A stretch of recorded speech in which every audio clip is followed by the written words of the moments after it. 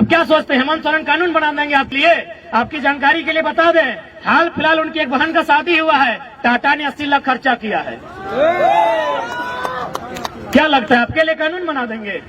छात्र रोज मरते हैं, मेरे 2 साथी 2 दिन पहले मारे गए, आज तक हम उबर नहीं पाए। और मेरे भाषण से तो आपको लगता है कि गुर्राने वाला टाइगर आई थोड़ा सा उस रूप में तो नहीं है। खैर डिस्टर्ब नहीं होंगे, डिस्टर्ब नहीं होंगे।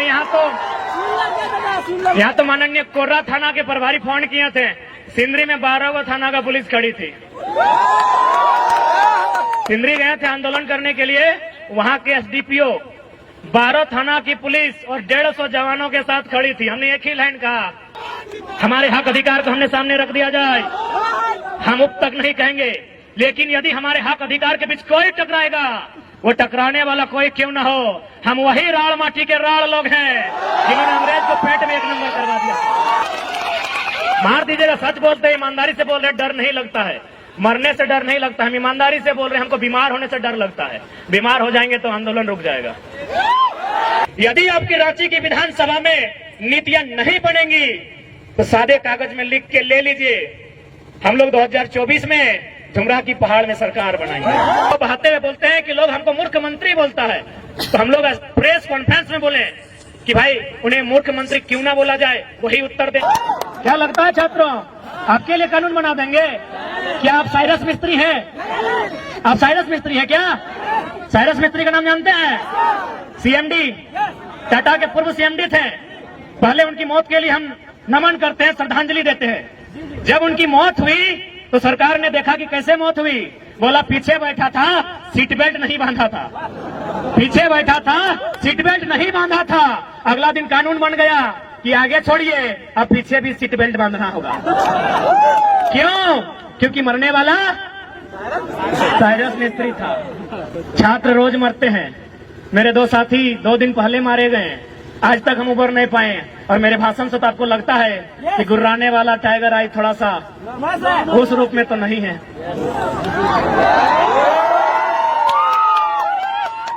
क्या कोई कानून बनेगा? उनकी घटना हुई है एनएच में, क्या एनएच कोई कानून बनाएगा? क्या पुलिया वहां बनेगी? क्या वहां बैरियर लगेगा? नहीं लगेगा, क्योंकि कॉर्पोरेट का ट्रैक्टर वहां दौड़ेगा। इसलिए यहाँ पढ़ने वाले छात्र जो प्रोटेस्ट कर रहे हैं, यदि आपकी लाठियों का सामना करेंगे, आपके भाई हैं। और जो झुमरा के पहाड़ में नक्सली बनकर बैठे हैं, कॉपी कलम लेके चेक कीजिएगा, मामा का, मौसी का, फूफा का बेटा होगा। सब समझेंगे आप, हमको समझ में नहीं आता है। हम चाहते हैं नौकरी आप आगे से बचाइए, पीछे से चंदा दे दीजिएगा आंदोलन करने के लिए। दरोगा जी पीछे से दे दीजिएगा, लड़ाई आपके बेटे के लिए है। हेमंत सोरेन आपका बेटा को दरोगा नहीं बनाएगा, उनको दरोगा हमारा आंदोलन बनाएगा। दरोगा जी से निवेदन होगा, डीएसपी भी आया तो सुन लीजिए, हेमंत सोरेन आपका बेटा को डीएसपी नहीं बनाएगा। जेपीएससी देखिए ना, 7 को हुआ है 22 साल में, बिहार में 68 को हुआ है। इसलिए आंदोलन ही आपका डीएसपी का बेटा को डीएसपी और दरोगा का बेटा को दरोगा बनाएगा। इसलिए आगे से नौकरी बचाइए, पीछे से आंदोलन का सपोर्ट कीजिए। यदि ज्यादा दिक्कत होगा, यदि ज्यादा हाथ पांव बंधा होगा तो कमजोर लाठी चलाइएगा, ऐसा मत चलाइएगा। और ऐसा चलाइएगा तो घायल मत कीजिएगा, हमें घायल होने से डर लगता है, मार दीजिएगा, डर नहीं लगता है, मार दीजिएगा। सच बोलते हैं, ईमानदारी से बोल रहे, डर नहीं लगता है, मरने से डर नहीं लगता, हम ईमानदारी से बोल रहे हैं, हमको बीमार होने से डर लगता है। बीमार हो जाएंगे तो आंदोलन रुक जाएगा, मर जाएंगे तो आंदोलन दुगना रफ्तार से चलेगा। क्योंकि भगत सिंह ने भी कहा था कि मुझे फांसी ना दी जाए, भगत सिंह ने भी कहा था मुझे फांसी ना दी जाए, बल्कि मुझे किसी चौराहे पे खड़ा कर दिया जाए और गोलियों से भून दिया जाए। क्यों कहा था ऐसा पता है? ताकि मेरे बदन पर चलने वाली एक एक गोली को, मेरे शरीर से बहने वाले एक एक लहू के कतरे को देखकर नौजवानों में उबाल आए। इसलिए उन्होंने कहा था हमको फांसी नहीं दिया जाए, बंद कमरे में फांसी ना दिया जाए, यदि हम गुनहगार हैं तो बीच चौराहे में खड़ा कर दिया जाए और गोलियों से भून दिया जाए। आप सभी वही कहेंगे।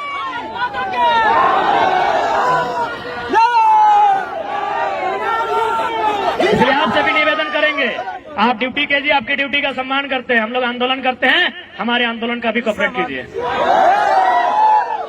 तो कुछ नहीं मिलेगा, पैसा बटुआ में नहीं रखे हैं भैया। जितने भी पुलिस के भैया लोग आए सब तो बड़े हैं दादा साहब, पैसा बटुआ में नहीं रखे हैं, पैसे एसबीआई में रखे हैं। किससे होने वाला है पता है ना? तो वही तो लड़ाई लड़ रहे हैं, छात्रों के लिए लड़ाई लड़ रहे हैं, किसानों की बात कर रहे हैं, काहे डिस्टर्ब कर रहे हैं? खैर डिस्टर्ब नहीं होंगे, डिस्टर्ब नहीं होंगे। यहाँ तो माननीय कोर्रा थाना के प्रभारी फोन किए थे, सिंदरी में 12 गो थाना का पुलिस खड़ी थी। सिंदरी गए थे आंदोलन करने के लिए, वहां के एसडीपीओ 12 थाना की पुलिस और 150 जवानों के साथ खड़ी थी। हमने एक ही लाइन कहा कि डीएसपी साहब सामने आइए, अरेस्ट कर लीजिए, लेकिन उससे पहले एक लाइन बता दीजिए, ये जो जमीन अब खड़ा है गांधी मैदान से दुगना जमीन था जहां सभा हो रही थी, बोले ये जमीन हमारे पुरखों की है और इस कंपनी ने 2 रुपया डिसमिल लिया है। क्या आपका बाप का जमीन लिया है? हमने एक लाइन कहा था माननीय डीएसपी साहब को कि डीएसपी साहब उतना मेहनत क्या करते हैं, अरेस्टिंग करना है एकदम आके अरेस्टिंग कीजिए, हम लोग भागेंगे नहीं, लेकिन एक लाइन में उत्तर दीजिए, जिस जमीन में आकर आप खड़े हैं ये हमारी पुरखों की है, इसे 2 रुपया डिसमिल लिया गया है। क्या आपके बाप दादा की जमीन इस तरह ली गई है और उसके बाद भी आपको दिक्कत नहीं है? तो आइए ना, हम तो शमशान घाट में एक सप्ताह में एक बार मिल जाते हैं। लाइव नहीं देखे वीडियो क्या? राजभवन से लोग देख रहे हैं, सही बोल रहे, राजभवन से देख रहे हैं, क्योंकि 29 तारीख को हम शमशान घाट में थे और विधेयक को वापस करता है कि एगो योद्धा तो घायल है। तो उन्हें पता नहीं कितना कितना योद्धा बन के तैयार है। उन्हें यह भी नहीं पता कि घायल शेर की सांसें उसकी पहाड़ से भी खतरनाक होती है। इसीलिए हमें परेशान ना किया जाए, हमारे हक अधिकार को हमने सामने रख दिया जाए। हम उप तक नहीं कहेंगे, लेकिन यदि हमारे हक अधिकार के बीच कोई टकराएगा, वो टकराने वाला कोई क्यों न हो, हम वही राड़ माटी के राड़ लोग हैं जिन्होंने अंग्रेज को पेट में 1 नंबर करवा दिया। इतिहास याद कीजिएगा, हुक्मरान में बैठे लोग 1757 में इंडियन भारत की सरजमी में बैटल ऑफ प्लासी हुई थी, बंगाल के क्षेत्र में अंग्रेजों के सामने उठा के पटक दिए गए भारत के लोग। ठीक 7 साल बाद 1764 में बैटल ऑफ बक्सर होता है इसी बिहार में, फिर भारत के लोग अंग्रेज के द्वारा पटक दिए जाते हैं, लेकिन जैसे ही वो मानभूमि में आते हैं चुहाल विद्रोह में उनको हम पैंट में 1 नंबर करा देते हैं।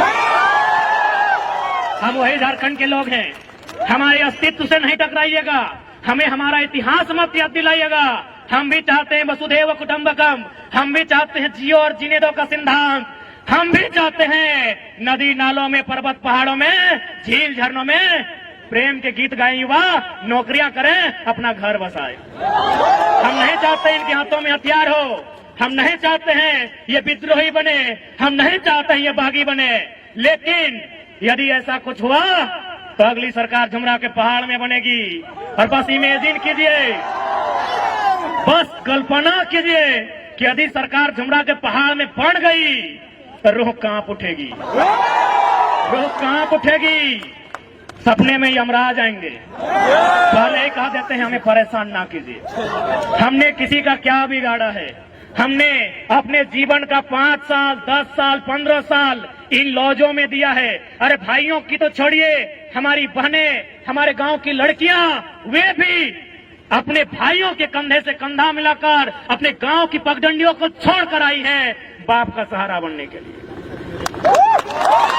कितने शर्म की बात है, आपके पास एक पॉलिसी नहीं है। यही एक केरल राज्य है, अगर आप उस राज्य में चले जाएं, उस राज्य के आंकड़े को उठाएं तो आपको मिलेगा कि वहां की बहन यदि घर का त्याग करती है, वहां की बहन यदि घर छोड़कर बाहर जाती है, या तो मास्टर नहीं बनती है या तो डॉक्टर नहीं बनती है।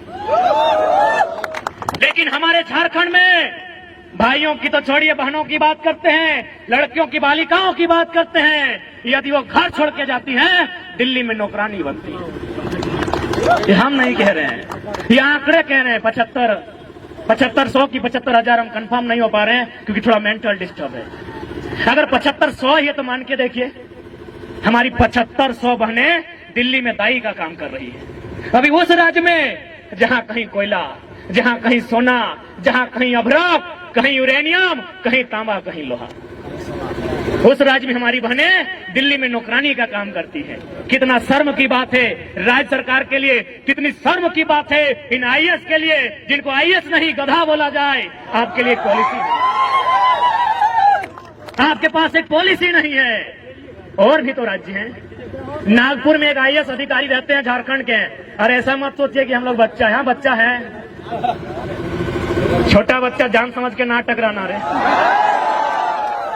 बड़ा लोग भी हम लोग को टेलीफोन करता है। एक खनन अधिकारी है जो आईएएस हैं, रांची के हैं, उनका पोस्टिंग है नागपुर में।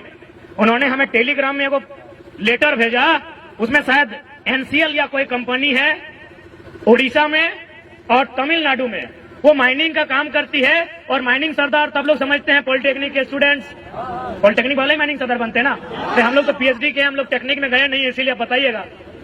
माइनिंग सरदार की पोस्ट आई है, कहां? तमिलनाडु में और उड़ीसा में। क्या लिखा है पता है? कि वही माइनिंग सरदार बनेगा जो उड़ीसा में उड़िया भाषा का ज्ञान रखता हो और तमिलनाडु में तमिल भाषा का।